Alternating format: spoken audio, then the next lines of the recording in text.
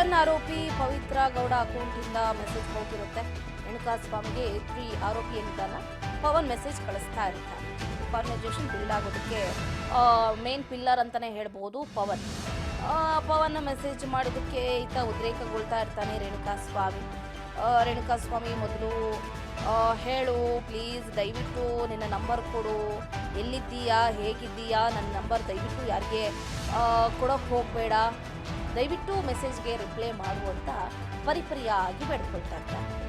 ಈತ ಪವಿತ್ರ ಗೌಡಗೆ ಈ ಮೆಸೇಜ್ಗಳನ್ನು ಅಂದರೆ ಬರೋಬ್ಬರಿ 4 ತಿಂಗಳಿಂದಲೂ ಕೂಡ ಬ್ಯಾಕ್ ಟು ಬ್ಯಾಕ್ ಮೆಸೇಜ್ ಬರ್ತಾ ಇರುತ್ತೆ. ಎಷ್ಟು ಅಂತ ತಡ್ಕೊಳ್ಳೋದು ನೋಡಿ ನೋಡಿ ನೋಡಿ ನೋಡಿ ಭಾರಿ ಒಂಥರ ಬೇಜಾರಾಗೋಗ್ಬಿಟ್ಟು ಯಾರ ಹತ್ರನಾದ್ರೂ ಹೇಳ್ಕೋಬೇಕು, ಇದೆಲ್ಲದಕ್ಕೂ ಒಂದು ತಿಲಾಂಜಲಿ ಹಾಡಬೇಕು ಅಂತ ರೇಣುಕಾ ಸ್ವಾಮಿ ಮ್ಯಾಟ್ರನ್ನ ಈತ ಪವನ್ನ ಹತ್ರ ಹೇಳ್ಕೊಳ್ತಾರೆ. ರೇಣುಕಾ ಸ್ವಾಮಿ ವಿಷಯವನ್ನ ಪವಿತ್ರ ಗೌಡ ಪವನ್ ಹತ್ರ ಹೇಳ್ಕೊಳ್ತಾಳೆ. ಆಗ ಕಾನ್ವರ್ಸೇಷನ್ ಬಿಲ್ಡ್ ಆಗ್ತಾ ಹೋಗ್ತಾ ಇರುತ್ತೆ. ನಿನ್ನ ನಂಬರ್ ಸೆಂಡ್ ಮಾಡು, ಸಖತ್ತಾಗಿದೆಯಾ ಕಣೆ ನೀನು ನೋಡೋದಕ್ಕೆ, wow super beauty you R.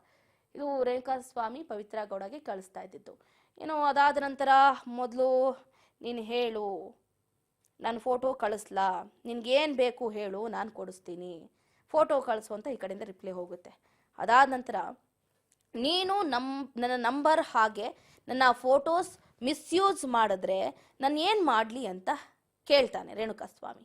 ನೀನು ನನ್ನಿಂದ ಏನು ಎಕ್ಸ್ಪೆಕ್ಟ್ ಮಾಡ್ತೀಯಾ ಅಂತ ಹೇಳು, ನೀನೇನು ಬಯಸ್ತಾ ಇದೆಯಾ ಹೇಳು ಅಂತ ಇತ್ತ ಪವಿತ್ರ ಗೌಡ ಕಡೆಯಿಂದ ರಿಪ್ಲೈ ಹೋಗುತ್ತೆ. ಅದಾದ ನಂತರ ರೇಣುಕಾ ಸ್ವಾಮಿ ಕೂಡ ಮೆಸೇಜನ್ನು ಮಾಡ್ತಾನೆ. ಮೊದಲು ನೀನು ಹೇಳು ಪ್ಲೀಸ್ ಹೇಳು. ಅದಾದ ನಂತರ ಪವಿತ್ರ ಗೌಡ ಮೊದಲು ನೀನು ಹೇಳು, ಮೆಸೇಜ್ ಮಾಡಿರೋದು ನೀನಲ್ವಾ ಅಂತಾನೆ.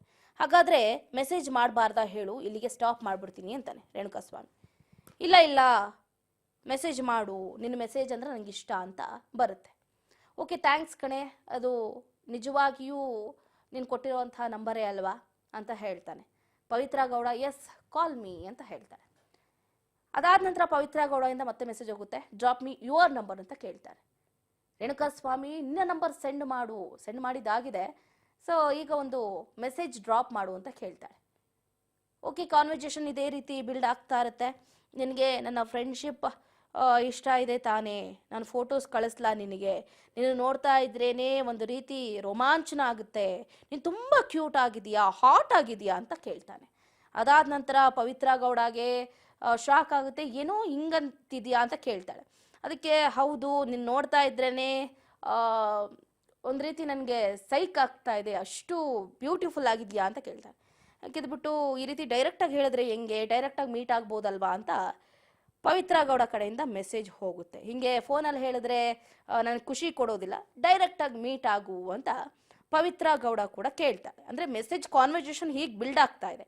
ಓಕೆ ಆಯಿತು, ನಾನು ಸಿಗ್ತೀನಿ ಯಾವಾಗ ಅಂತ ನೀನೇ ಹೇಳು, ಬರ್ತೀನಿ ಆಯ್ತಾ ಅಂತ ಹೇಳ್ತಾಳೆ. ಓಕೆ ಪವಿತ್ರ ಗೌಡ ಒಂದು ಸ್ಮೈಲಿ ಮೆಸೇಜ್ ಕಳಿಸಿ ಆ ಕಾನ್ವರ್ಸೇಷನ್ ಅವತ್ತಿಗೆ ಎಂಡ್ ಆಗುತ್ತೆ. ನೆಕ್ಸ್ಟ್ ಡೇ ರೇಣುಕಾ ಸ್ವಾಮಿ ಲೊಕೇಶನ್ ಕಳಿಸು, ನೀನಿರೋ ಕಡೆ ನಾನು ಬರ್ತೀನಿ ಅಂತ ಹೇಳ್ತಾಳೆ. ಮಾಡ್ತೀನಿ ಸ್ವಲ್ಪ ತಡ್ಕೋ ಅಂತ ಇತ್ತ ಪವಿತ್ರ ಗೌಡ ಕಡೆಯಿಂದ ಮೆಸೇಜ್ ಹೋಗುತ್ತೆ. ನಿಜವಾಗ್ಲೂ ಹೇಳು,